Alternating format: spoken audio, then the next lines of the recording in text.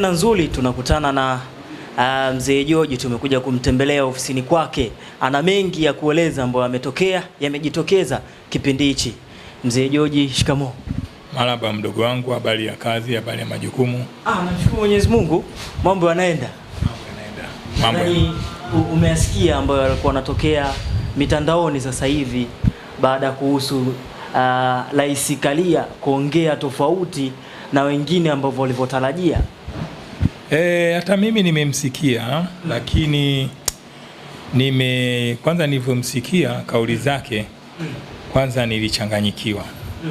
Nikahisi kuna nini au kuna kitu gani, kwa sababu mimi katika watu ambao na wa respect kwenye mpira wetu, mmoja ni Rais Wallace Karia, kwa sababu Karia ana sifa zake katika kipindi chake cha uongozi.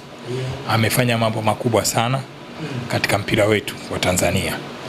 Lakini nilivyomsikia siku ile yeye kama rais mlezi anaongea yale maneno, kwa kweli nilijiuliza huyu mheshimiwa amepatwa na nini. Lakini nilikwenda deep zaidi kutaka kujua kwa nini. Kwa sababu Rais Karia yeye ndio mlezi wa lile shirikisho na ndio mkuu wa lile shirikisho. Yeye ndio analiongoza. Hata hiyo bodi ya ligi iko chini yake. Na wakati haya mazagazaga yanatokea, Rais Karia hakuwepo. Nafikiri alikuwa kwenye vikao vya Sekafa, nje kwenye chaguzi na kadhalika. Na mimi naamini huko aliko atakuwa amesikia kupitia mitandao yetu, kwa sababu sasa hivi media imepanuka. Azam iko Kenya, iko Zimbabwe, iko wapi. Kwa hiyo niliamini kabisa lazima atakuwa alisikia nini kinachoendelea.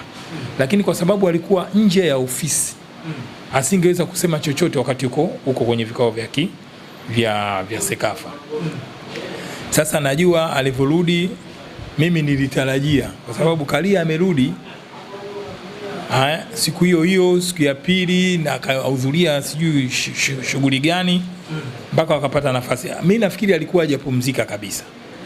Lakini nilitarajia yeye angerudi, labda kwanza, kitu cha kwanza kwa ushauri wangu, Karia alipashwa akutane na bodi yake ya ligi. Akae nao aulize, jamani kulikoni?